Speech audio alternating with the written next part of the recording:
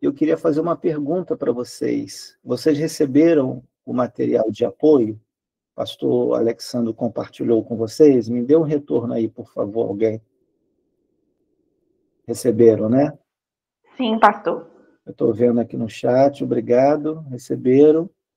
Então, o nosso material didático, o nosso material de apoio é composto pelos slides, que eu vou apresentar aqui para vocês, aí vocês façam as suas anotações aí, ou em outro lugar que vocês quiserem. Tem também uma lista de exercícios de fixação de conteúdo. Eu praticamente vou dando algumas respostas durante as aulas, né?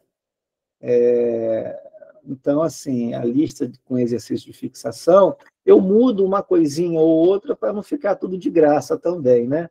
Mas, realmente, o intuito é que, durante a semana, vocês possam fazer uma revisão e relembrar daquilo que foi falado em sala.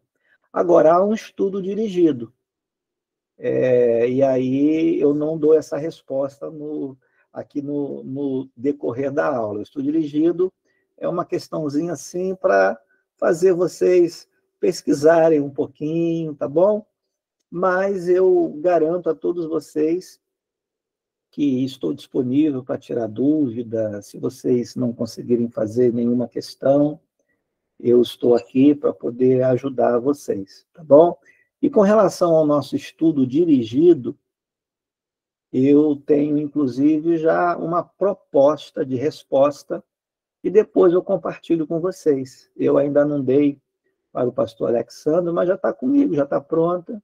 Eu só vou dar a resposta para vocês no final da semana, justamente para obrigar vocês a pensar um pouquinho, tá legal? Para não dar tudo de mão beijada para vocês. Tá bom? Alguém quer fazer alguma pergunta inicialmente? Alguém quer esclarecer algum ponto da aula? Algo que não está muito claro ainda? Se quiserem fazer alguma pergunta nesse iniciozinho, podem já fazer a respeito da condução da aula, da estrutura, do próprio material que foi passado. Se não há pergunta, eu acho que a gente vai passar, então, agora para o conteúdo, né? Há pergunta? Dou-lhe uma, dou-lhe duas, dou-lhe três. Então, não há pergunta. Como eu sou congregacional, né, vence a maioria. Então, gente, eu vou aqui compartilhar a minha tela. Por enquanto, não, né? Ok. Eu vou compartilhar a minha tela e a gente vai seguir em frente. Se houver dúvida, usa aí a mãozinha, levanta a mãozinha, eu vou ficar atento aqui, eu paro e deixo vocês perguntarem aí, tá bom? Se eu souber, eu respondo. Se eu não souber, eu passo para o pastor Alexandre, ele depois se vira nos 30 aí com vocês. Vamos lá. Deixa eu compartilhar minha tela, então.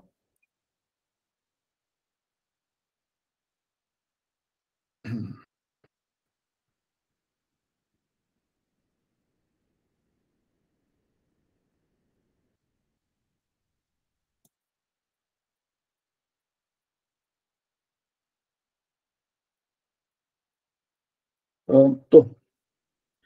Ok? Tudo bem aí? Legal. Bom, deixa eu fazer uma outra coisa aqui também, que é para eu poder tentar acompanhar vocês aqui. Só um minutinho.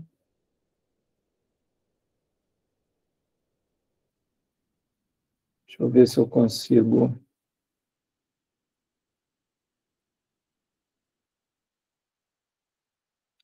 acompanhar vocês.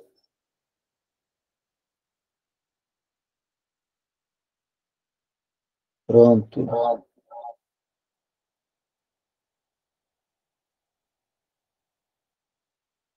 Está me ouvindo?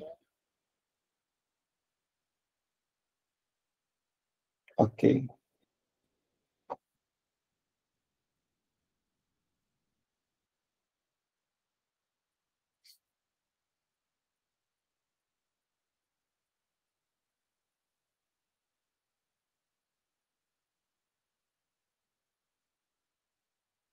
Estou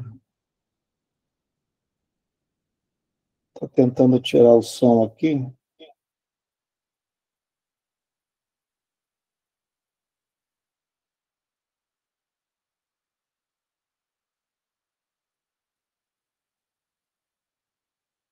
Bom, tá dando eco, não tá, pessoal? Tá sim, pastor. Então eu tirei aqui da outra tela, que está dando eco. Mas sim, vamos seguir aqui. Pessoal, então está aí o uso do vernáculo na oratória. Esse é o assunto da nossa aula de hoje e também o assunto da nossa segunda aula. Vocês estão percebendo aí os dois tópicos nos quais a nossa aula se desdobram: relação entre texto, discurso e pregação e atributos linguísticos do texto. Eu vou fazer uso aqui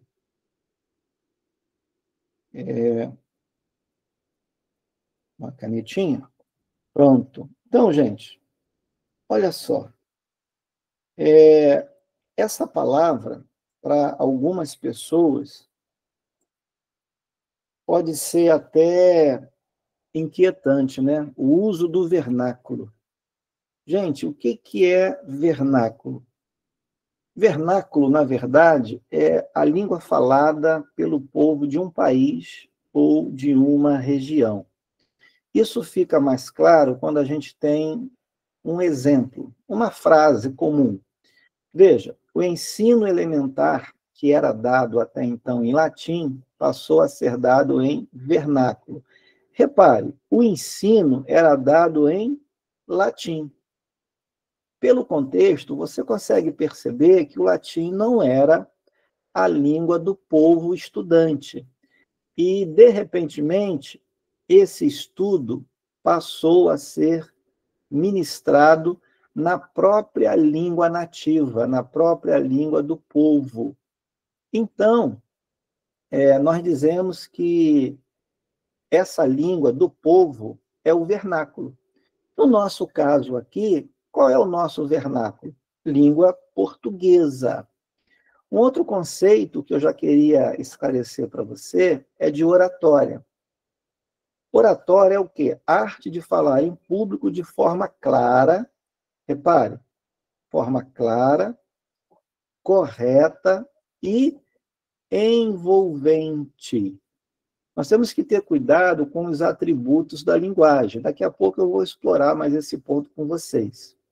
Utilizando um conjunto de técnicas e normas para estruturar e apresentar bem um discurso. Veja, técnicas e normas. Quando a gente estuda homilética, a gente se detém mais nas técnicas do que nas normas. Técnica de imposição de voz, técnica de postura, na plataforma ou no palco, né? Seja lá onde for. Eu não vou me deter nessas técnicas. Isso é o campo da homilética.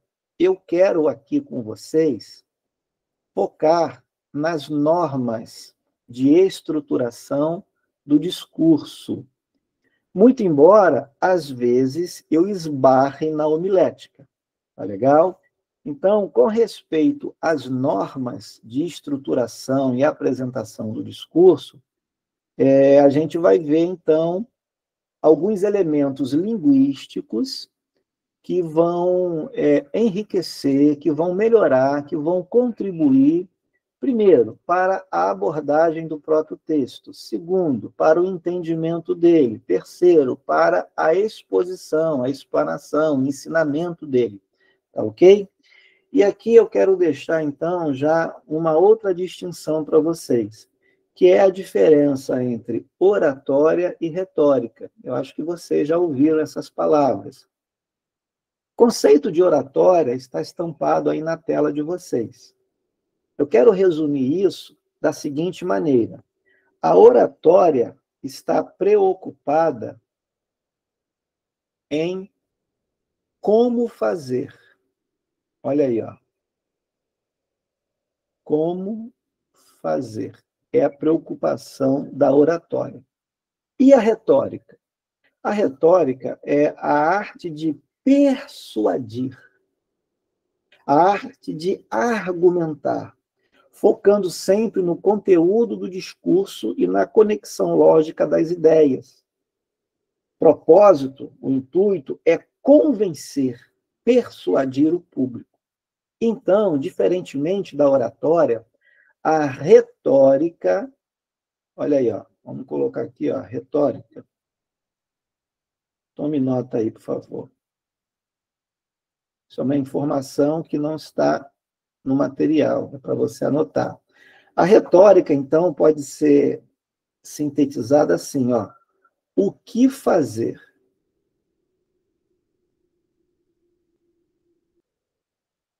O que fazer? Tá joia? Bem, feitos esses esclarecimentos, eu quero, então, passar ao conceito de texto. Gente, o que é texto? Será que texto é um conjunto de palavras sem pé e sem cabeça? É um amontoado de frases? Não. Texto não é isso. Texto, tecnicamente falando, é uma unidade linguística. Unidade porque é um todo que faz sentido. Não existe texto sem sentido. Se por um acaso esse conjunto de palavras, esse amontoado de expressões não fizer sentido, recuse-se a chamar isso de texto. Verdadeiramente, isso não é um texto. Obrigatoriamente, um texto só é texto quando tem coerência, quando faz sentido. Mas existem outras características aqui, ó. Uma unidade concreta. Por que é concreta? Porque um texto precisa ser expressado na vida real, no mundo real. O que eu quero dizer com isso? Muitas vezes a gente fala para um público e o público não compreende o que a gente diz. E às vezes a gente, né, que é o orador, a gente fica até abismado, porque o nosso auditório não compreende uma mensagem aparentemente tão simples. Só que o problema é que o orador pensou uma coisa dentro da mente dele, dentro da cabeça dele, mas na hora de expressar, de externar isso, fez uma confusão, fez uma salada, não organizou as ideias, não concatenou as palavras, omitiu informações que para ele estão subentendidas, mas para o auditório, não. Então, aquilo que ele comunicou não se caracterizou como um texto, não se concretizou como tal, ficou só no âmbito da imaginação dele, no âmbito da ideia dele. Entende isso? Então, por isso que o texto é uma manifestação concreta, ok? E o texto pode ser verbal ou, ao contrário, não verbal. O texto ele é verbal quando ele faz uso de palavras. Palavras. Essas palavras podem ser pronunciadas simplesmente ou escritas, colocadas no papel. O texto não verbal, obviamente, não vai fazer uso de palavras. Vai fazer uso de quê? Gestos, imagens, ok? Imagens, figuras. Tudo isso pode transmitir uma informação, pode fazer com que as pessoas envolvidas entendam umas às outras. Tudo isso pode estabelecer uma comunicação. Agora, existe um outro tipo de texto que conjuga essas duas características, verbal e não verbal. O texto que conjuga essas duas características é chamado de texto misto. texto misto, tá bom? Faz uso da linguagem verbal e não verbal. Sendo assim, você pode ouvir o texto, se o texto for só oral, ou você pode também perceber o texto por meio da visão, quando as palavras são colocadas no papel, quando as figuras chegam diante de você, quando os gestos são realizados e você percebe a mensagem que está sendo transmitida. Tá joia? E eu já falei, tem que fazer sentido. Um outro detalhe é o seguinte: todo texto apresenta uma intenção. Então, quando você abrir a sua Bíblia, por exemplo, e lê os evangelhos, lê as cartas, lê os profetas, lê os textos de sabedoria, entenda, existe uma intenção do autor, uma intenção comunicativa. É por isso que a gente diz que não existe texto neutro, sempre há uma intenção por trás daquelas palavras. E isso tem que ser levado em conta, senão a gente deturpa a mensagem original. Bom, como exemplos de textos verbais e não verbais, nós temos música, poema, carta, a charge. Nós temos um cartaz, quem é professor, trabalha em escola, sabe muito bem que um cartaz com uma imagem também comunica muita informação. Olha só, placas de sinalização. Você que é motorista consegue ler, né? Vamos botar assim, consegue entender quando você, por exemplo, se depara com um semáforo e o sinal ali está vermelho, está verde, está amarelo. Você consegue compreender aquela mensagem. Um outro exemplo, aquelas placas de proibido parar, proibido estacionar, vire à direita, ou proibido virar à esquerda, e por aí vai. Pare. Então, assim, são exemplos de textos não verbais, apenas com símbolos, apenas com cores, né, imagens, e por aí vai. Gestos corporais também podem transmitir mensagens.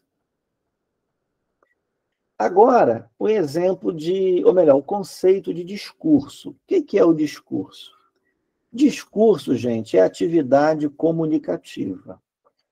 Isto é, a gente só produz um discurso quando a gente tem a clara ideia de se comunicar com outras pessoas.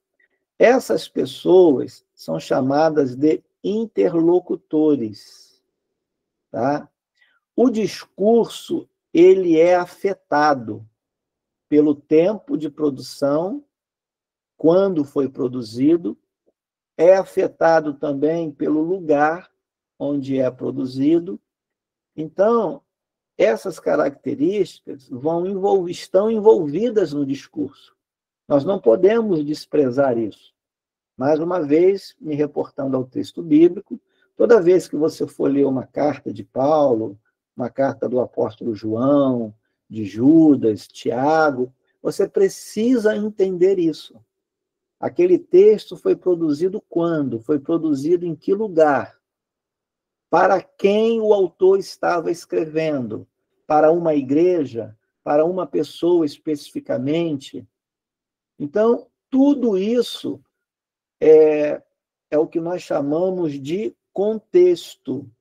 E o contexto vai levar em consideração o aspecto social daquele tempo, o aspecto político, o aspecto religioso dos interlocutores e por aí vai. O discurso, ele é também afetado pela subjetividade do seu autor. Foi o que eu disse ainda há pouco. Não existe texto sem intenção. Não existe. Todo texto tem uma intencionalidade. E por que eu estou falando de texto quando o slide está mostrando discurso? Guarde uma coisa, anote aí, por favor. O texto é a materialização do discurso. Texto é a materialização do discurso. Então, quando eu digo não há texto sem intencionalidade, ou não há discurso sem intencionalidade, você pode considerar aí expressões semelhantes, conceitos semelhantes, nesse caso, objetivo. Tá bom? Então, todo discurso tem uma subjetividade, uma intencionalidade. E aí, veja, um discurso pode fazer interação, conexão com outros textos, com outros discursos. Nesse caso, a gente vai formar aqui um paralelismo de ideias. Quando um texto remete a outro texto, ou se você quiser, quando o meu discurso remete a outro discurso, eu tenho aqui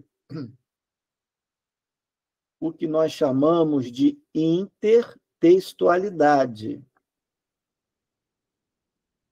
Anote aí essa expressãozinha também, porque ela é interessante para você que está se aprimorando.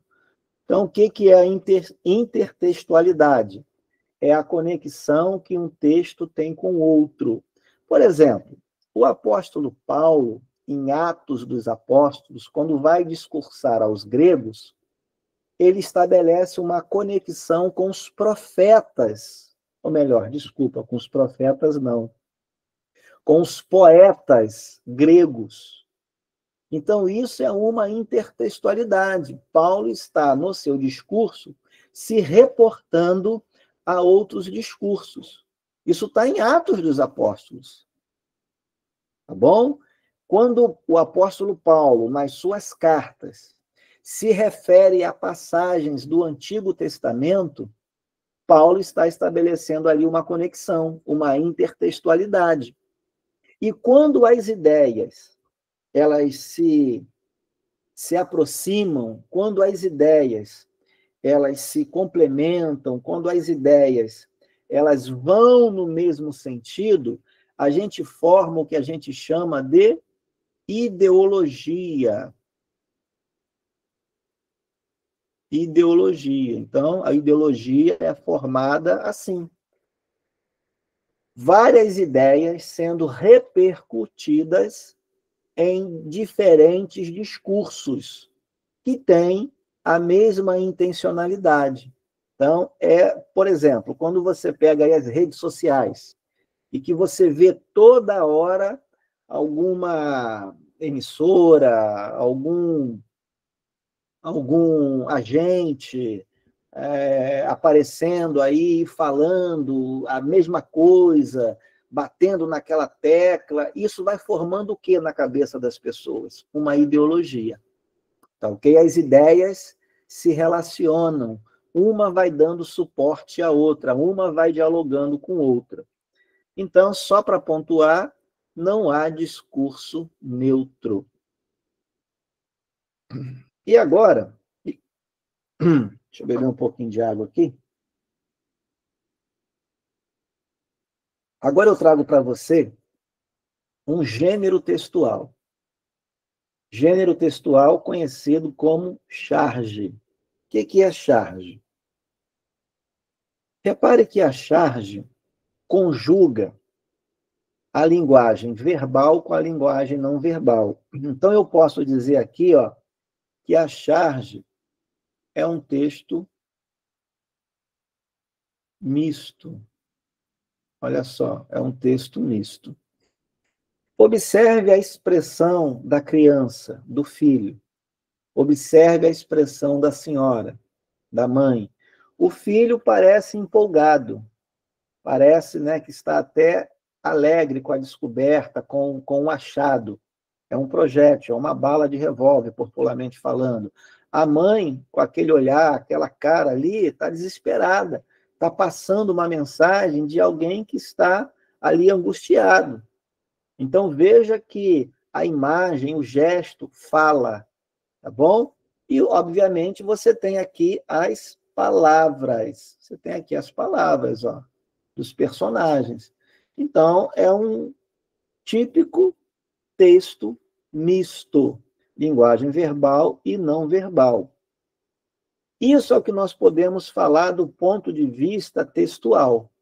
Temos o gênero, temos o tipo de linguagem. Agora, a partir de uma análise discursiva, o que a gente poderia dizer aqui? O discurso, como eu disse, tem uma intencionalidade. Qual é a intenção desse discurso aqui? É fazer uma crítica. Geralmente, a charge, ela faz uma crítica de forma inusitada, de forma irônica, tá ok? Uma outra coisa também que você precisa perceber do ponto de vista discursivo é que, nesse caso aqui, que é a charge, ela vai estar ancorada num problema social e político. A charge poderia estar ancorada numa questão econômica, numa questão esportiva, artística, cultural, mas no nosso exemplo concreto aqui, a situação está ancorada num problema social e político que afeta o Rio de Janeiro. Olha aqui o local.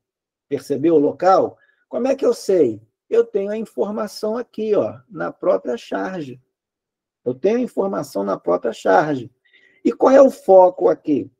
O foco discursivo está justamente na abordagem do tema violência. A temática aqui é a violência que afeta o Rio de Janeiro. Tá bom? Então, essa é a análise discursiva. Avançando mais um pouquinho, já vimos o conceito de texto, já vimos o conceito de discurso e agora vamos ver o conceito de pregação. O que é pregação? Pregação é um discurso intensamente persuasivo. Por quê? Porque tem o propósito de o quê? Convencer o ouvinte. Convencê-lo a adotar uma postura, a tomar uma decisão, a fazer ou deixar de fazer alguma coisa. Então, é um discurso persuasivo. Um outro traço característico da pregação é o traço religioso. Veja bem que eu estou ampliando o conceito. É claro que se a gente tiver que afunilar esse conceito, eu posso dizer, né, que é um discurso persuasivo e religioso, porque está ou porque tem a ver com princípios e valores bíblicos. Isso no caso dos cristãos, e mais especificamente no caso dos cristãos protestantes. Então, olha lá, só para deixar claro isso. Por que é persuasivo? Procura influenciar o auditório. Procura levar o auditório a pensar de uma determinada forma. Procura influenciar até mesmo os desejos, os sentimentos, as atitudes dos nossos ouvintes.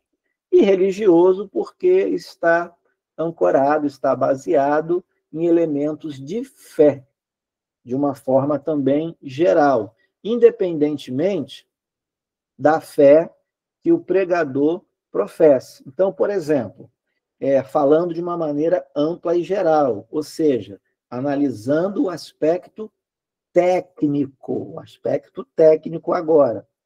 Em uma outra comunidade de fé, independentemente da fé dessa comunidade, você pode ter ali uma pregação, ou seja, um discurso com o propósito de influenciar os ouvintes. Como eu falei, se a gente trouxer isso de uma forma mais restrita para o nosso ambiente eclesiástico, é claro que os princípios e valores comunicados por meio da pregação serão princípios e valores bíblicos, tá bom? Então, isso você tem que compreender. Bom, feito isso, eu quero agora me voltar aqui um pouquinho para vocês para saber se, por um acaso, tem alguma pergunta aqui. Já tem uma aqui, ó. A Joselita está perguntando, né? Desenhos também? Sim. Eu acho que já deve ter ficado claro, né? Porque eu toquei nesse ponto, eu falei de imagem. Então, um desenho, uma imagem, pode constituir também um aspecto textual, sim. Tá? E eu dei um exemplo também, o Josi, permita-me chamá-la assim, da charge. Você percebeu que a charge congrega ali, né, conjuga ali imagem, figuras com palavras. Tá? Então, eu acho que ficou claro. Se não ficou claro, você pode perguntar aí também. Tá joia? Mais alguém tem alguma pergunta até aqui, por enquanto? Podemos avançar? Está bem claro para vocês? Ok, então. Isabela deu joia. Olha aí. Olha aí. Um símbolo. Esse símbolo de joia comunica uma mensagem. Vocês estão percebendo como é que eu consigo me comunicar com vocês por meio de símbolos, por meio de gestos? O João, ele não colocou o símbolo do joia, mas ele colocou aqui no vídeo, ele acenou com a mão, ele deu ok. Então, eu sei que ele está se expressando. Eu entendo essa linguagem. É um texto não verbal, não foi manifestado por meio de palavras, e sim por meio de gestos. Ok? Vamos em frente, então? Vamos lá. Repare agora esse diagrama: texto, discurso e pregação. Observe que tudo isso está concatenado. Quando eu falo de pregação, eu falo de discurso. Quando eu falo de discurso, eu falo de texto. E eu já disse e pedi para você anotar isso. O texto é a manifestação concreta do discurso e, consequentemente, também da pregação. Agora eu quero trazer um exemplo bíblico para você. Vamos pegar aqui a passagem de Mateus, capítulo 5, do verso 1 ao 11. Por uma questão de espaço, eu não vou colocar aqui os 11 versículos, mas eu vou apontar aqui para você, nesse slide, apenas os 3 primeiros. Já são suficientes para a gente poder passar aqui a ideia. Veja, ao ver as multidões, então, ó, eu tenho aqui as multidões, eu tenho Jesus, Jesus subiu ao monte, olha só, lugar, ele, veja, o pronome ele está se referindo a quem? A Jesus. Quando um termo faz referência a outro termo no texto, eu tenho o que nós chamamos de elemento de coesão textual. Ó, isso aqui é o que nós chamamos de coesão textual. Tá? Agora anota outra aí. Quando a referência é feita a um termo anterior, essa coesão textual é chamada de anafórica. Anafórica. Tá bem? Vamos seguir. Ele se assentou e os seus discípulos, observe aqui, seus também está remetendo a quem? A Jesus. Os discípulos são dele. Discípulos aqui, ó, outros personagens que aparecem nesse texto, se aproximaram dele. Dele é a contração da preposição de, mais o pronome ele. Dele quem? De novo, Jesus. Mais uma vez, eu tenho aqui um elemento de coesão textual. Que tipo de coesão é essa? Uma coesão anafórica também, ó, já foi falado. Por que é anafórica, Albert? Explica aí direito. Anafórica porque fez referência a algo que já apareceu, está lá atrás.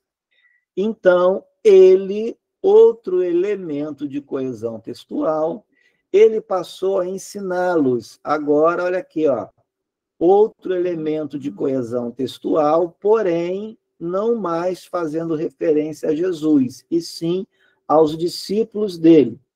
Jesus disse, agora presta atenção, Jesus não escreveu, Jesus disse. Então, o que Jesus disse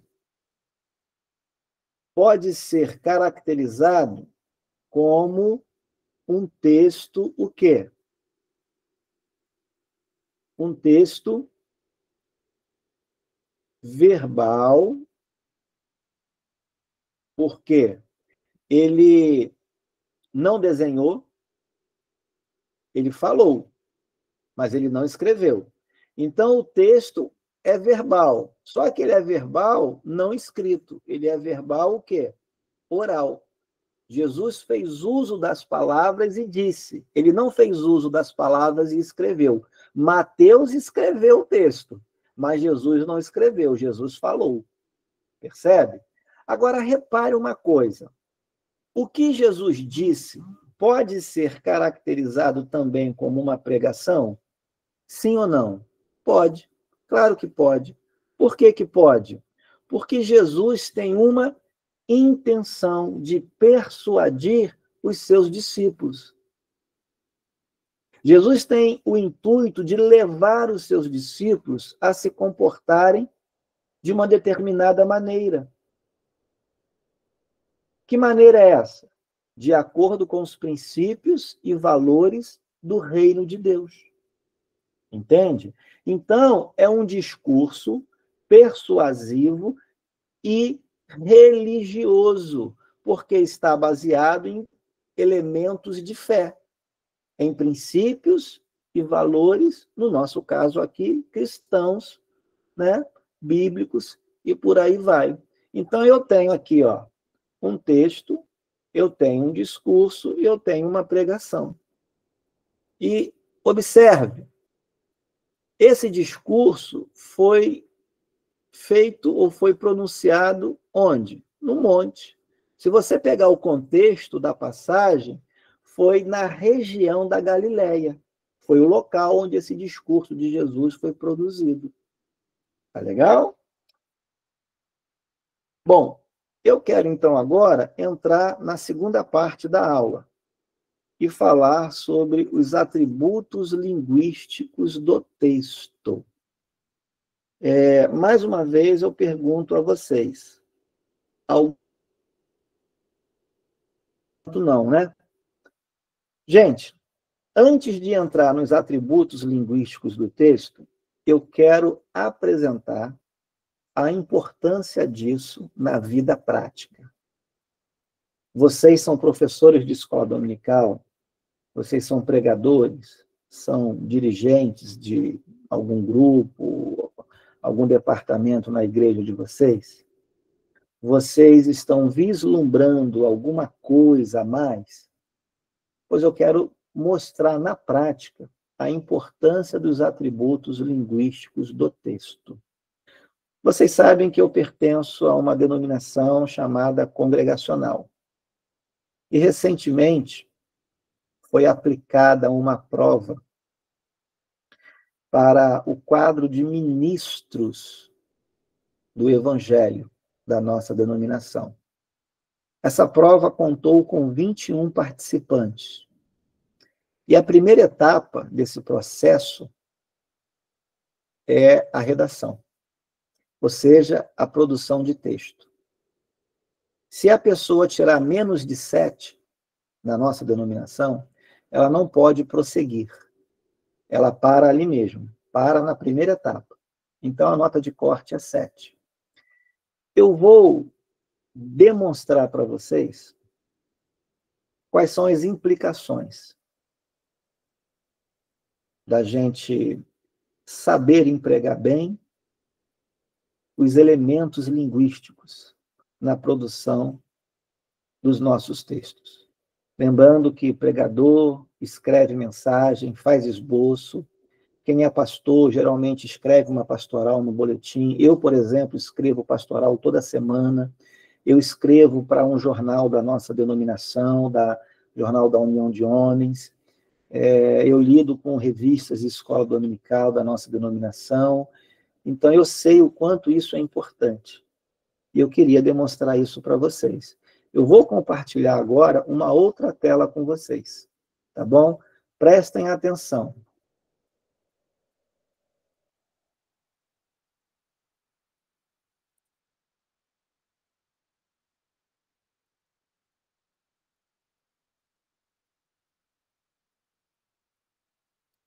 Estão vendo aí? Estão conseguindo ver? Quem está com o telefone na vertical, talvez esteja vendo a imagem pequena. Talvez seria melhor, nesse momento, colocar na horizontal para poder acompanhar. Eu coloquei aqui o máximo de zoom possível, tá bom? Então, veja, por uma questão óbvia, é óbvio, né? E ético, eu tirei o nome dos participantes. Isso não nos importa. Não é isso que eu quero focar. O que eu quero focar é no critério técnico. A banca foi composta por 3 professores, 3 avaliadores. E a nota de corte é 7. Como eu disse para vocês, eu tenho aqui 21 candidatos. Estão vendo aqui? 21 candidatos.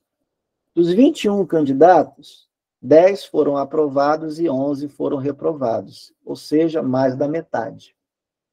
Na prova de redação, a primeira fase, a primeira etapa. Eu quero demonstrar para vocês o que contribuiu para essa nota baixa, para a reprovação, o que contribuiu. Repare, por exemplo, o primeiro candidato. O texto apresenta o quê? Muitas inadequações em relação à escrita. O que mais? Muitas marcas de oralidade. Foge à variante formal do português, ou seja, a língua culta, a modalidade culta da língua portuguesa. Muitas repetições, ou seja, a pessoa não sabe trabalhar substituição de palavras sinônimas para enriquecer o vocabulário, enriquecer o texto. Fica repetindo não só palavras, como também ideias. Não se configura um texto dissertativo. Fugiu a modalidade textual. Vamos pegar aqui o segundo candidato. Também não foi aprovado. Carente de quê o seu texto? Clareza. Veja, ele até pode saber se expressar, mas quando vai passar para o papel, embaralha as ideias, não consegue articular bem essas ideias, e o texto fica obscuro, a mensagem fica distorcida, a pessoa lê e não consegue entender. Desvio de uso de linguagem, argumentos desarticulados com a conclusão, falta de coesão, falta de sentido, carência de sentido. Vamos pegar o terceiro candidato, carente de conectivos que articulem a argumentação. Bom, para não dizer que eu só falei de espinhos e não falei de rosas, né? Não falei de flores, vamos ver agora aquilo que é característica de um bom texto. Vamos pegar, na segunda página, 3 exemplos de alunos aprovados na redação. Veja o candidato número 15. O texto dele é muito bem articulado. Poucos desvios de norma culta. Variedade de conectivos. Conectivos são elementos de coesão textual. Vamos pegar o candidato 17. Excelente texto, conciso e preciso. Eu vou abordar concisão e precisão com vocês daqui a pouquinho, mas eu quero demonstrar a importância disso. Poucos desvios de grafia, boa articulação com conectivos e clareza no desenvolvimento. Não basta você entender o que você quer dizer. O seu público, o seu leitor, o seu auditório precisa compreender o que você está dizendo. Não adianta você falar e as pessoas não entenderem. Isso não é um texto. A comunicação é prejudicada por causa disso. E o terceiro candidato, ou o terceiro exemplo, melhor dizendo, né, é o candidato número 20. Raros desvios de norma culta da língua. Raros. A pessoa escreve bem, a banca percebe quando a pessoa se comunica bem. Texto bem articulado, precisa conexão entre os parágrafos, excelente estrutura. Veja. Então, isso faz diferença na nossa vida pessoal. É importante a gente atentar para os atributos e para os defeitos. Os atributos a gente emprega, copia. Os defeitos a gente tenta consertar e evitar. Tá joia? Tranquilo até aqui? Perguntas? Compreenderam a importância na prática, na vida real, na vida como ela é? Isso foi recente. Foi agora. Foi agora. Tá bom? Um caso fresquinho para você aí. Tá bem? Eu vou, então, voltar para os slides. Vamos voltar para os slides agora. E aí a gente vai para a segunda parte aqui.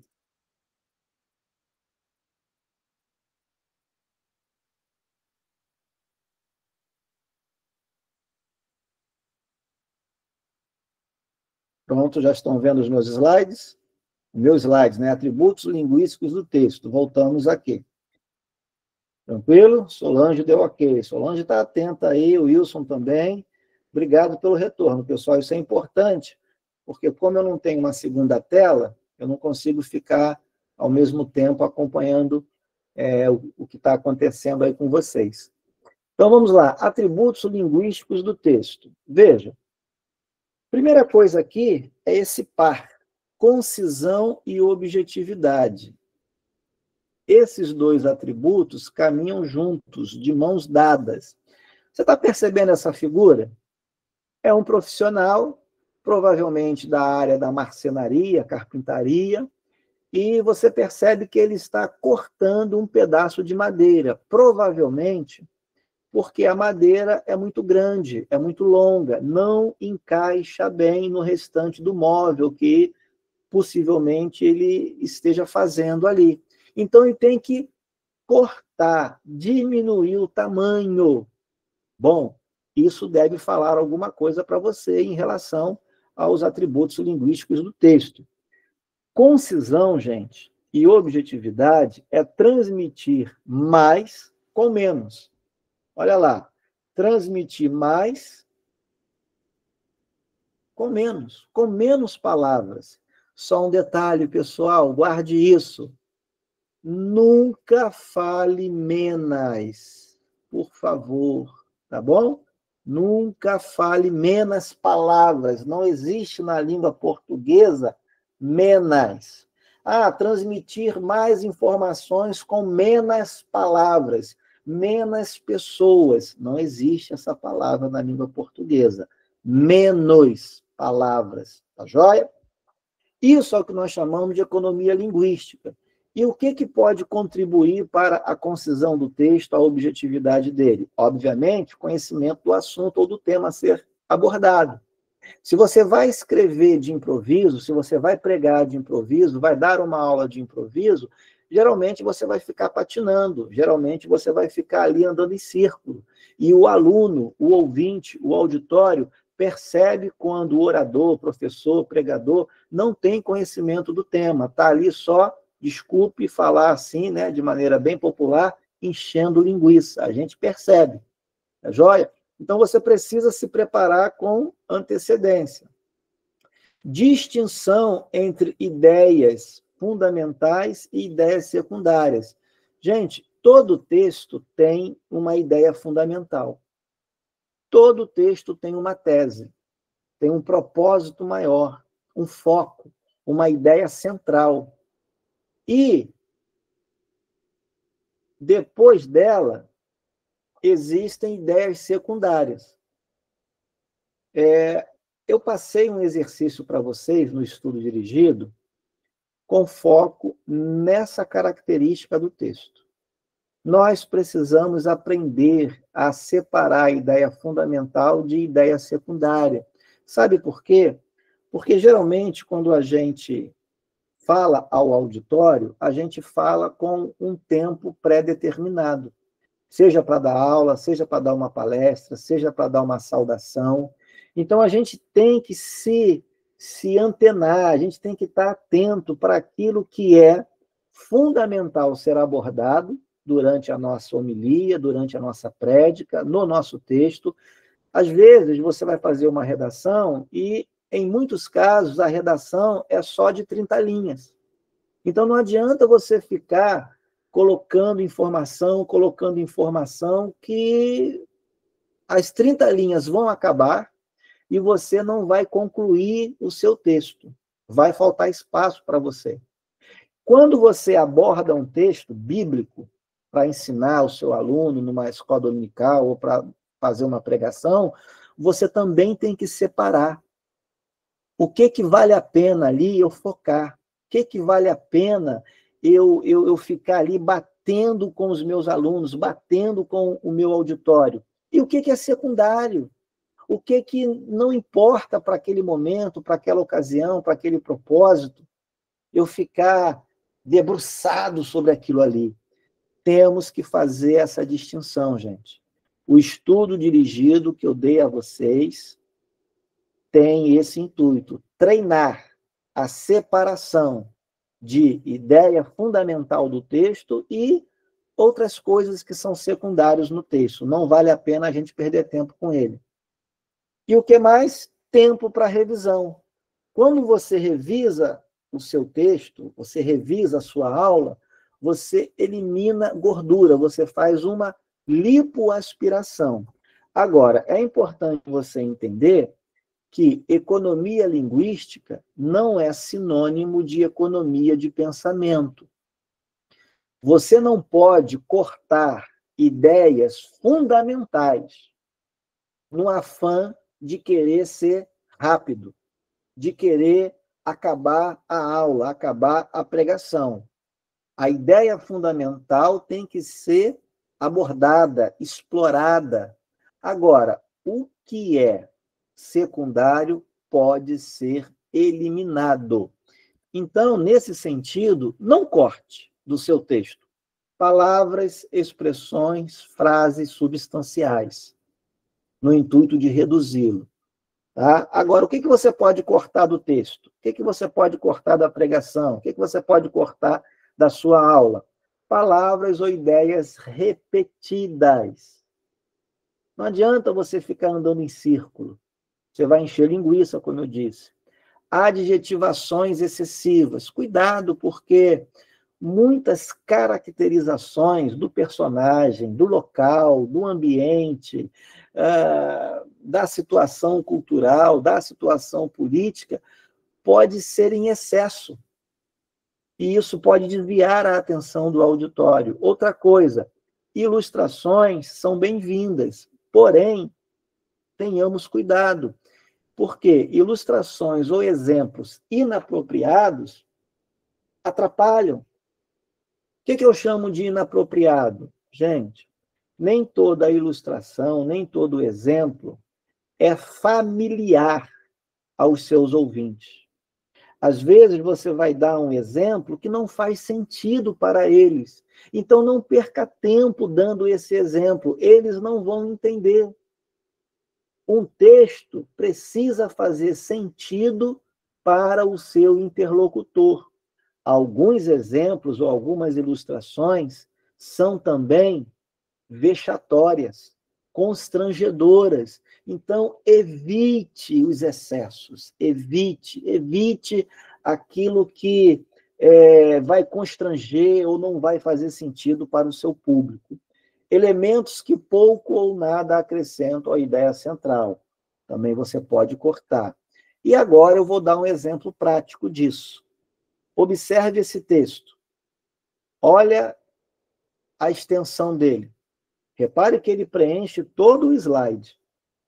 Apurado com impressionante agilidade e precisão, Naquela tarde de 2009, o resultado da consulta à população acreana verificou-se que a esmagadora e ampla maioria da população daquele distante estado manifestou-se pela efusiva e indubitável rejeição da alteração realizada pela Lei nº 11.662 de 2008. Não satisfeita, inconformada, indignada, olha só, quantas adjetivações. Olha a prolixidade desse texto. Com a nova hora legal vinculada ao terceiro fuso, a maioria da população do Acre demonstrou que a ela seria melhor regressar ao quarto fuso, estando 5 horas a menos em Greenwich. Ou melhor, a menos que em Greenwich.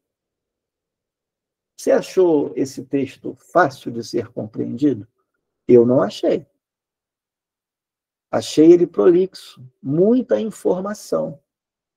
É possível melhorar? Sim, claro que é. Veja o próximo exemplo. Observe a extensão desse texto. É até menor. E comunica a mesma coisa. Por que que houve essa, entre aspas, lipoaspiração? Porque houve uma revisão. Ideias secundárias foram deixadas de lado. O foco é naquilo que é essencial. Veja, apurado o resultado da consulta à população acreana, verificou-se que a maioria dela, olha só, eu já fiz uma substituição aqui, estabelecendo um processo de coesão referencial anafórico. Olha lá.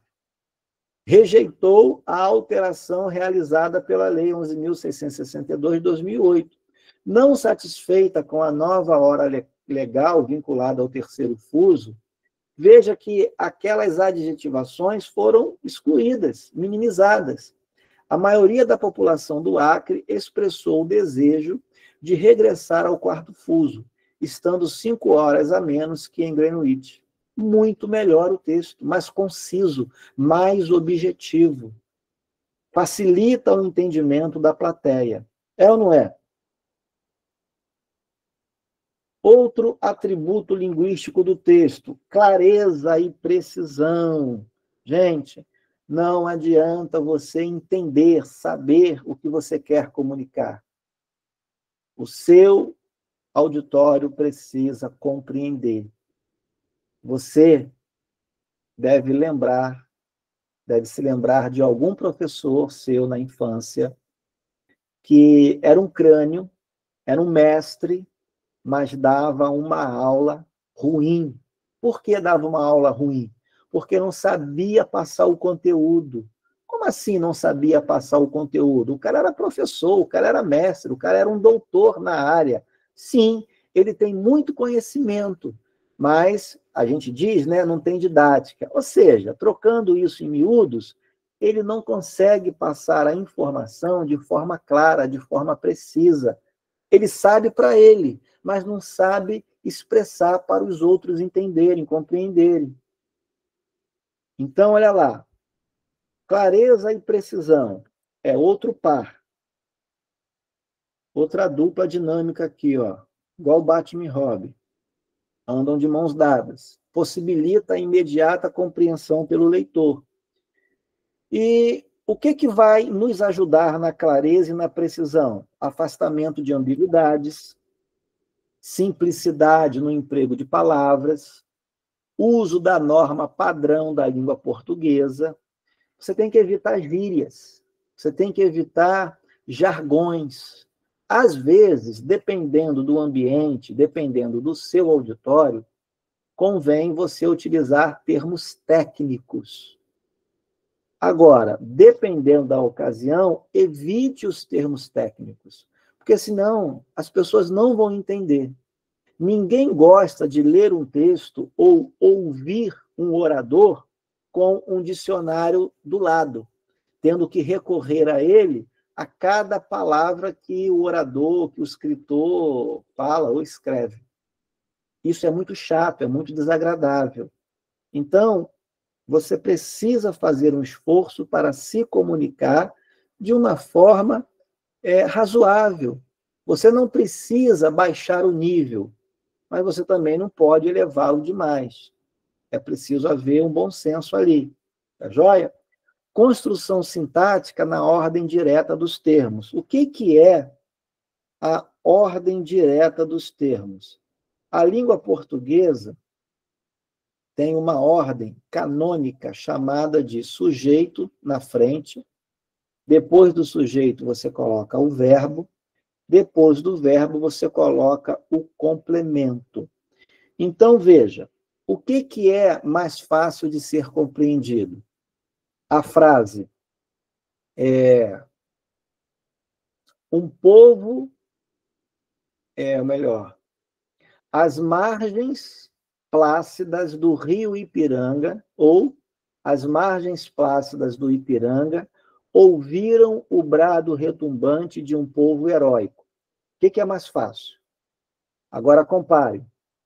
Ouviram do Ipiranga as margens plácidas o brado retumbante, ou melhor, de um povo heróico, o brado retumbante. É assim que está no nosso hino, né? Ouviram do Ipiranga as margens plácidas de um povo heróico, o brado retumbante. A gente ali se complica para entender a frase. Saber quem foi que ouviu, quem foi que falou, onde foi que estava quando tudo aconteceu. Por que a gente tem essa dificuldade com o nosso hino nacional? Porque essa ordem canônica dos termos na oração não foi respeitada. Ela foi ali alterada. O sujeito não está na frente. Repare que a frase começa com o verbo ouvir. Ouviram do Ipiranga as margens plácidas. O sujeito dessa oração, o sujeito desse verbo é o quê? As margens plácidas do Ipiranga. Ipiranga é um rio, nós sabemos. As margens plácidas do Ipiranga ouviram. Ouviram o quê? O brado retumbante. De quem? Quem foi que bradou? O brado retumbante de um povo heróico.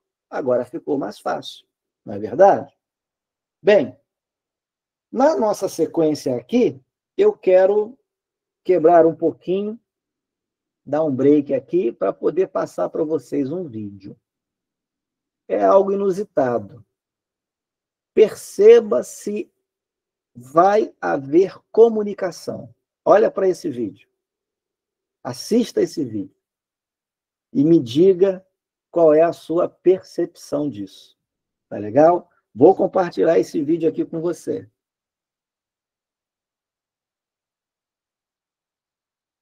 Espera aí.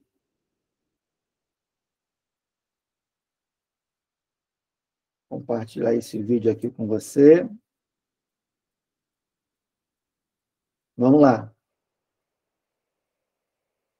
Declaro aberta a 41ª reunião ordinária. Convido o vereador Marcos de Bria para que faça a leitura da reunião ordinária, a primeira sessão legislativa, do ofício 10, 17. Não aparece a imagem, professor. Não está aparecendo a imagem? Não, só áudio e a tela dizendo que vai ter um vídeo.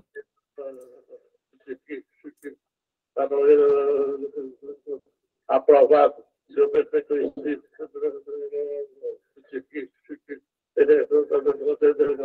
Agora aparece a imagem. Sim.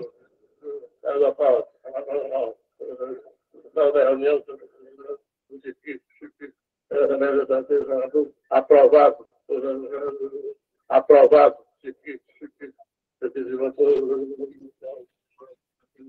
Aprovado. Obrigado, senhor presidente. E aí? O que vocês entenderam da leitura da ata? Dá até Só aprovado. Nada. Só aprovado. Pois é, gente. Pois é. Só aprovado, aprovado. E o pior, tá aprovando o quê? Que ninguém nem sabe. Pois é, gente. Está aprovando o quê? Uma ata. Uma sessão pública, gente. Vereadores Que coisa ridícula, que coisa esquisita. Não houve comunicação ali. O orador falou, ninguém entendeu nada. Percebe o problema quando a gente fala, quando a gente quer se comunicar, mas o nosso auditório não nos compreende? É claro que isso também tem a ver até com a dicção, mas eu não vou entrar nessa área, porque já é uma área mais da homilética. Como eu falei para você, eu vou me ater aqui à área linguística, a área da língua portuguesa, tá bom? Bom, acho que já deu até para descontrair um pouquinho, né?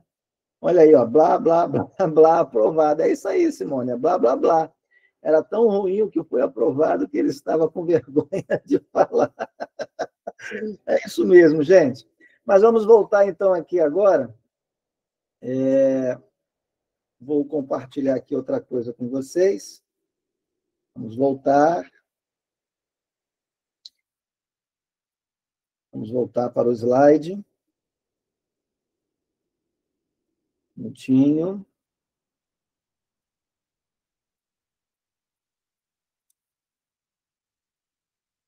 Pronto. Voltamos para o slide, ok? Tranquilo aí?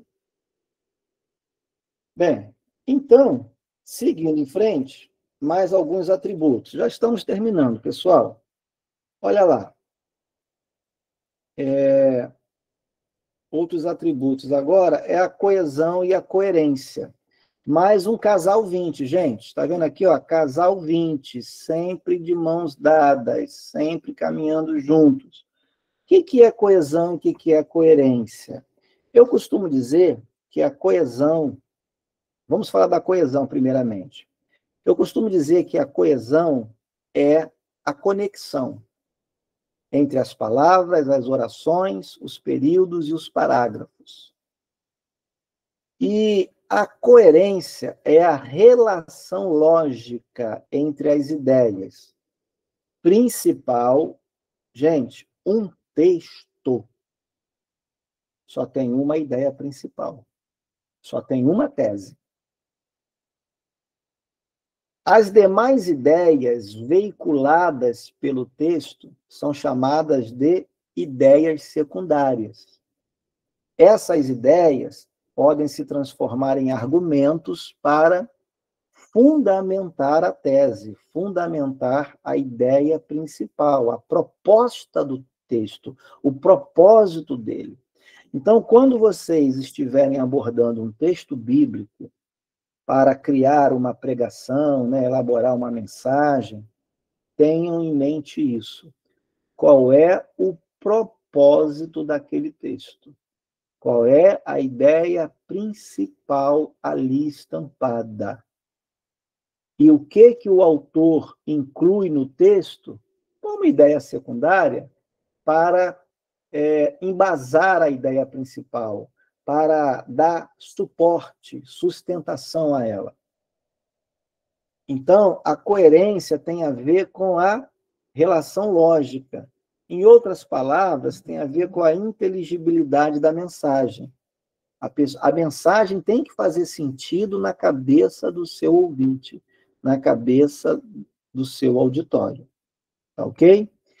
Bem, elementos de coesão textual. Anote aí, ó. Elementos de coesão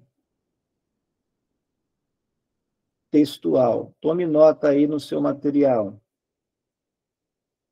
Albert, o que são elementos de coesão textual? Para você entender isso, pensa no marceneiro, pensa no montador de móveis, pensa no pedreiro. Muitas vezes, quando um marceneiro ou um montador de móveis, que seja, vai à sua casa para montar um guarda-roupa, ele conecta as partes do guarda-roupa. Mas ele não pode soltá-las de uma hora para outra, porque senão vai tudo cair. O guarda-roupa não vai parar em pé. Para conectar uma parte à outra do guarda-roupa e ficar um todo bonito, firme, ali no seu quarto, ou dependendo na sua sala, se for um REC, uma mesa, por aí vai, ele faz uso de quê? De parafusos, arruelas, pregos, e vai apertando com essas pecinhas cada parte do móvel, até que tudo fique bem ajustado. Em termos linguísticos, a gente diz que o texto tem que estar coeso. Um parágrafo tem que estar coeso com o outro parágrafo. Dentro do mesmo parágrafo, uma oração tem que estar concatenada à outra. De um modo mais amplo, as ideias secundárias têm que estar conectadas com a ideia principal. Você não pode começar falando de A e terminar falando de B. Você tem que manter a sua linha argumentativa, a sua linha textual, sempre em A. É claro que você pode ter, como eu disse, ideias secundárias para fundamentar a tese. Mas a tese é uma só. Ela tem que permear todo o texto. Tá bom? E o que vai contribuir para a coerência textual?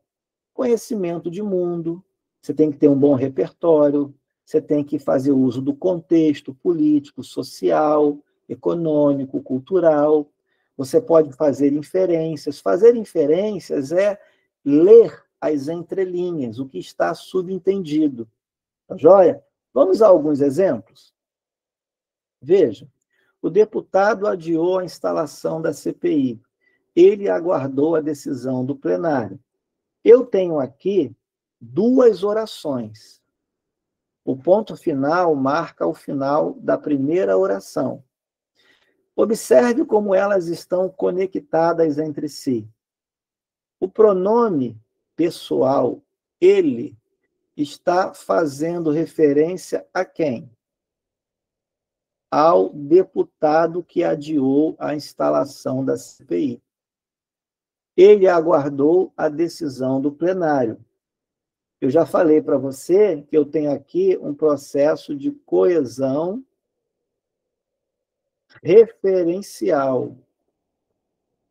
Albert, por que é referencial? Porque faz referência. A referência é feita a um termo anterior ou a um termo posterior? Ah, a um termo anterior. Ah, então a coesão referencial é também dita anafórica. Letra B. O TCU apontou estas irregularidades. Opa! Quantas frases eu tenho aqui, gente? Quantas frases? Eu só tenho uma frase. Só uma, Albert? Por quê? A frase ela é encerrada pelo ponto. 2 pontos não encerram frase. O ponto final, o ponto de exclamação, o ponto de interrogação encerra a frase. Então, aqui, eu só tenho uma frase. Quantas orações eu tenho aqui nessa frase? Ah, para saber a quantidade de orações, eu conto o número de verbos. Apontou. É o meu primeiro verbo. Verbo 1. Apontou estas irregularidades. Falta de quê? Assinatura e de identificação no documento. Eu só tenho um verbo. Falta aqui não é verbo. Cuidado, hein, para você não confundir. Nesse contexto, falta é substantivo. Tá joia? Então, eu só tenho um verbo. Então, eu tenho uma oração. Tá joia? E cadê o elemento de coesão textual? Está aqui, estas irregularidades. Estas quais? Olha aqui, Primeira irregularidade, falta de assinatura. Olha a conjunção aqui, conectando o segundo tipo de irregularidade. de identificação no documento. Então, eu tenho aqui outro elemento de coesão textual. Está vendo que eu tenho outro elemento de coesão textual?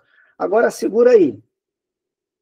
Quando a referência é feita a um termo posterior, eu digo que essa coesão é uma coesão catafórica. Eita! Catafórica é de comer ou de passar no cabelo, gente? Pelo amor de Deus, hein? Catafórica. Segura aí, olha lá. Elemento de coesão catafórica. É porque a referência é feita ao que aparece depois. O E é uma conjunção, está conectando as duas expressões. Então, conjunção também é elemento de coesão textual. Olha lá, ó, textual. Tá vendo?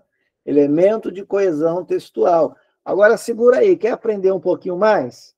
Quer ampliar o conhecimento? Então, vamos lá. A conjunção não é elemento de coesão referencial. É elemento de coesão sequencial. Olha aí, ó. Sequencial. Só para ampliar o seu conhecimento, tá joia? Aí você vai chegar lá no púlpito da sua igreja, no domingo à noite, você vai falar sobre coesão sequencial, coesão referencial, coesão anafórica e coesão catafórica, tá bom? Pelo amor de Deus, só brincadeira. Não vai falar isso para o teu auditório, não. Isso é conhecimento seu, tá joia? Letra C. Ó, para facilitar a sua leitura, eu vou apagar aqui, tá bom? Vou passar a borracha aqui. Espero que você já tenha anotado, só para te ajudar aqui a ler com mais propriedade o que está na letra C. Pronto, vamos lá. O presidente assinou o acordo, o chefe do Poder Executivo Federal propôs reduzir as alíquotas. Veja, eu tenho aqui, ó, duas frases, dois períodos, certo? Olha o ponto final marcando o encerramento da primeira. Olha o outro ponto final marcando o encerramento da segunda. O presidente assinou um verbo. O chefe do Poder Executivo Federal propôs o quê? Reduzir as alíquotas. Eu tenho aqui verbo 1 e eu tenho aqui verbo 2. Quem propõe alguma coisa. Ele propôs isso. Tá? Então, eu tenho aqui uma outra oração. Ó, reduzir as alíquotas. Tá? E para cá, até o verbo propôs, eu tenho outra oração. Então, veja, olha que interessante. Na primeira frase, eu só tenho uma oração, porque eu só tenho um verbo. Na segunda frase, eu tenho duas orações. É o que eu chamo de período composto. Tá bom? Bem, mas o foco aqui é coesão. Isso aqui foi só para ampliar o seu conhecimento. O que eu quero enfatizar para você é o seguinte, ó. O chefe do Poder Executivo Federal. Essa expressão substituiu o termo presidente. Então, você pode ter elemento de coesão textual até por meio de palavras sinônimas. Você evita repetição desnecessária. Você ficar toda hora falando presidente, o presidente, o presidente. Tá? Então, quando você for pregar, quando você for dar aula, suponhamos que você fale sobre o apóstolo Paulo.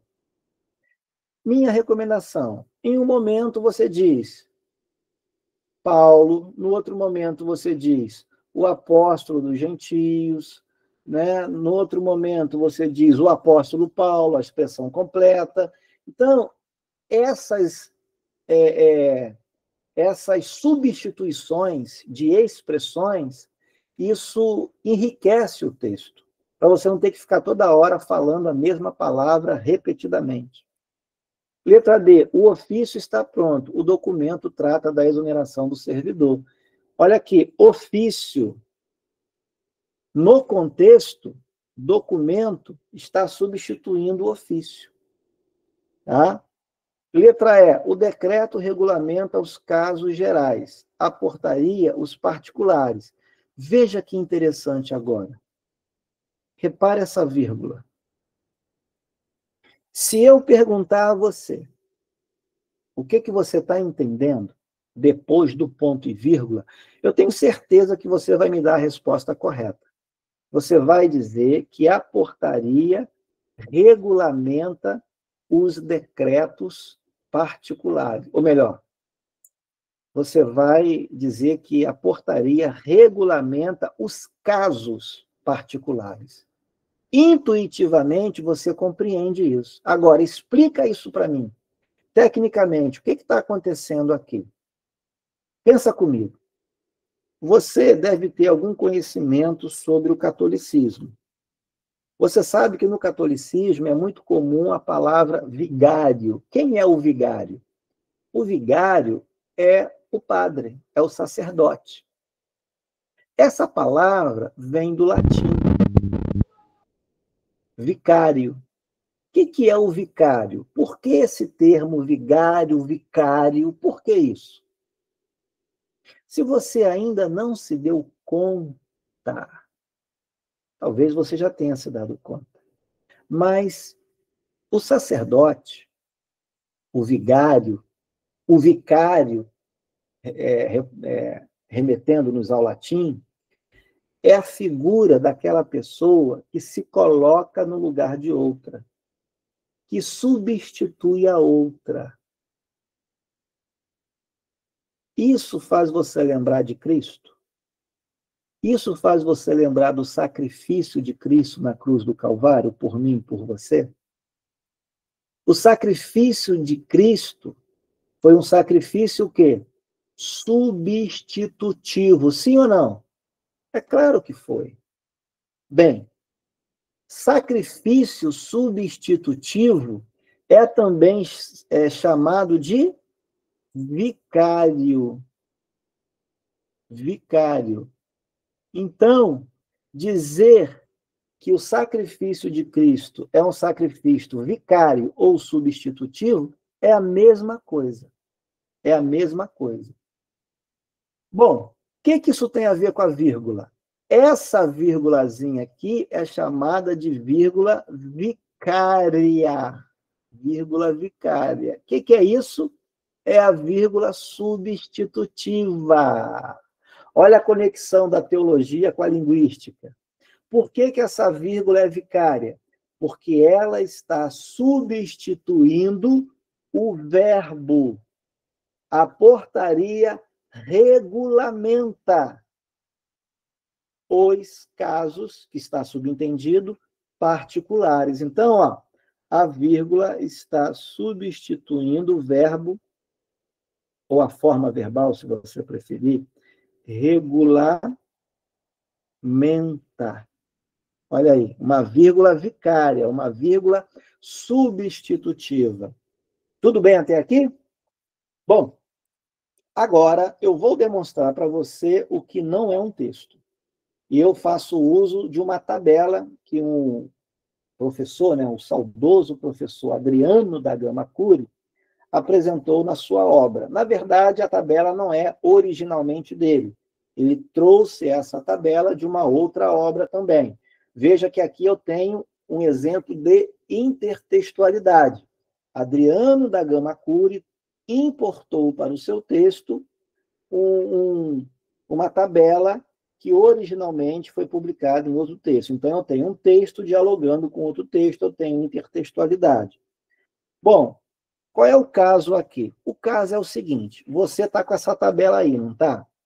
Eu quero fazer um desafio a você. Que desafio é esse? Eu quero que você pegue qualquer célula, de uma coluna, mas tem que ser em sequência, para montar um texto. Montar um texto. Então, no meu exemplo aqui, eu vou pegar a primeira célula da coluna A, vou pegar a quarta célula da coluna B, vou pegar a sétima célula da coluna C, vou pegar a quinta célula da coluna D, depois eu vou pegar a segunda célula da coluna F e, finalmente, eu encerro pegando a célula 6 da coluna G. Agora eu vou juntar esse amontoado de palavras. Olha o que vai sair. Acompanhem comigo. A necessidade emergente incrementa uma coligação orgânica interdisciplinar para uma praxe de trabalho de grupo, numa visão orgânica e não totalizante. Opa, faltou aqui. Espera aí que faltou aqui. Deixa eu voltar aqui para a primeira. Tem que ser uma célula de cada uma. Vamos começar de novo? A necessidade emergente incrementa uma coligação orgânica interdisciplinar para uma praxe de trabalho de grupo, numa visão orgânica e não totalizante, substanciando e vitalizando, no contexto de um sistema integrado, o coenvolvimento ativo de operadores e utentes. Bom, o que é isso? O que foi que eu disse? E o que foi que você entendeu? Eu acredito que você não entendeu nada também. Simplesmente porque eu não disse nada com nada. Então, eu estou provando para você que um texto só é texto, só deve ser chamado de tal se ele tiver sentido, se ele tiver coerência entre as ideias. E para haver coerência entre as ideias, é preciso haver uma coerência, uma interligação entre as palavras, as expressões, as frases, os parágrafos. Não adianta eu colocar uma palavra do lado da outra sem observar alguns princípios, algumas normas. Isso não vai me dar um texto. É por isso que, na prática, muitos alunos zeram em uma redação, porque eles acham que basta colocar um monte de palavras, um monte de orações, de frases no papel. Mas quando você para ler, o sentido se esvaziou, se esvaiu. Não há sentido. A pessoa foge do tema. O que ele diz no parágrafo seguinte, às vezes, contraria até o que ele falou no parágrafo anterior, se ele não tiver cuidado. Isso gera incoerência interna. Entenda uma coisa. Um texto pode, não deve, mas pode, carecer de elementos de coesão. Preposição, conjunção, pode até faltar. Agora, o que não pode faltar no texto? Coerência textual, sentido. Se um texto não tiver coerência, se não tiver sentido, ele nem sequer deve ser chamado de texto. Ok, pessoal? Bom, finalmente, eu quero deixar para você, que me deu o privilégio da sua companhia, as minhas redes sociais. Como eu disse, eu sou pastor e professor de língua portuguesa. Eu tenho perfis no YouTube, Facebook, Instagram de pastor.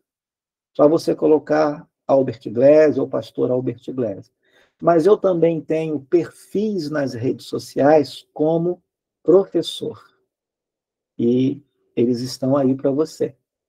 Eu gostaria de pedir a sua ajuda, humildemente, para que você pudesse compartilhá-las, curti-las, comentá-las, se inscrever nos canais para apoiar o nosso trabalho.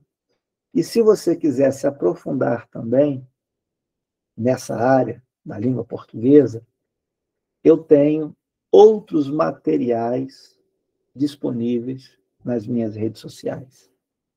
Eu tenho material teórico, eu tenho material de exercício, eu tenho vídeo com as duas coisas, tenho PDF.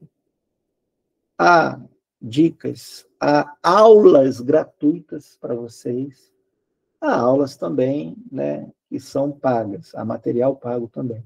Mas, enfim, fica aí a dica para você, tá bom? Peço humildemente a sua colaboração. Tá joia? Bom, vou parar aqui o compartilhamento da minha tela, para a gente poder conversar um pouquinho.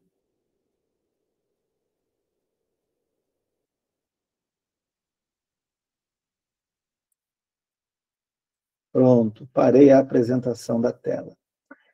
Bom, pessoal, é isso aí. Espero que não tenha ficado tão chato, tão cansativo. Espero que vocês tenham aí mais disposição para me aguentar na aula número 2, que, se Deus permitir, será na próxima segunda-feira. Na próxima segunda-feira, nós falaremos sobre figuras de linguagem, e eu vou apresentar figuras de linguagem no texto bíblico.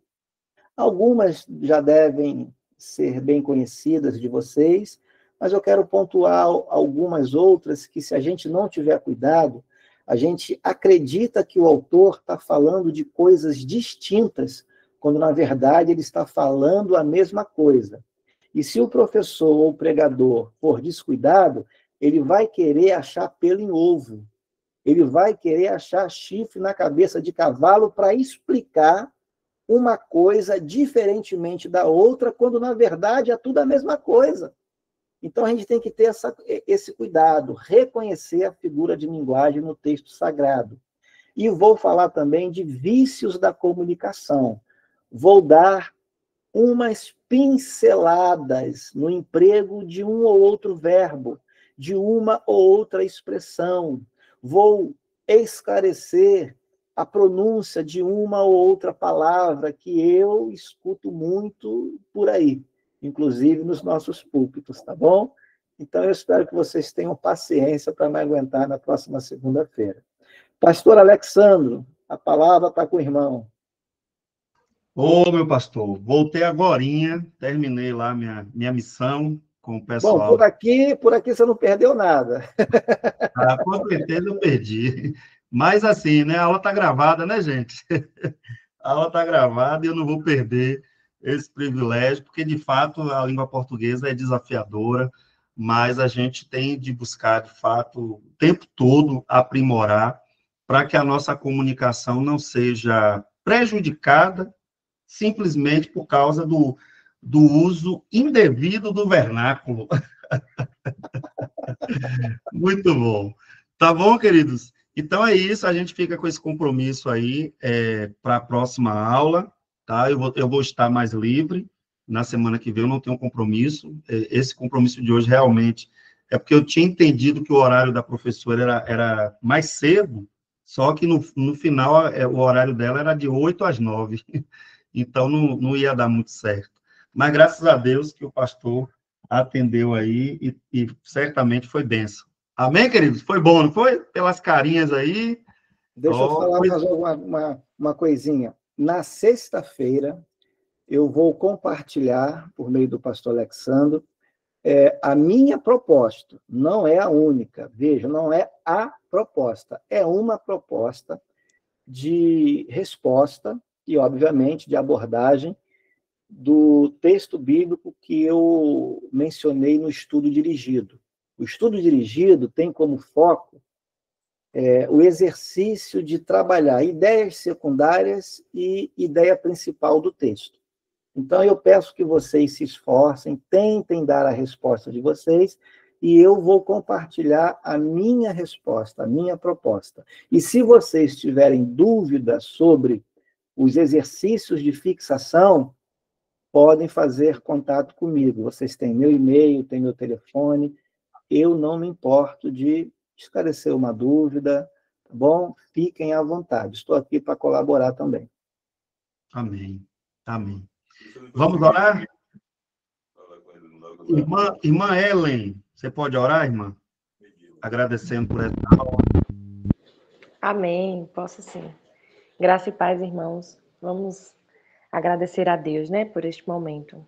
Pai querido e eterno, nós queremos te louvar, Senhor, por mais uma vez nós estarmos, ó Pai, diante de estudo, Senhor, para nos aprofundarmos, ó Deus, em conhecimentos, ó Pai, para assim darmos o nosso melhor, Senhor, na tua boa obra, Pai. Ó Deus, nós sabemos que não somos perfeitos, ó Deus, mas também sabemos que somos totalmente dependentes de ti, ó Deus. Queremos te pedir ajuda, ó Deus, a continuarmos, ó Pai, estudando, Senhor, a Tua Palavra, estudando, Senhor amado, neste curso, para que o Senhor possa nos dar sabedoria, Senhor, nos dando forças, ó Pai, para continuarmos, ó Pai. Continua, Senhor amado, abençoando os pastores, ó Deus, tanto o pastor Alex, ó Pai, como também o pastor Albert, Senhor, que esteve conosco nesta noite, Pai. Continua guardando, Senhor, e dando discernimento a eles, ó Pai, para a Tua honra e para a Tua glória. Em nome de Jesus. Amém. Amém. Amém. Bom descanso, boa semana, meu pastor. Grande abraço. Um abraço, gente. Tchau. Tchau, tchau. Até logo, boa noite a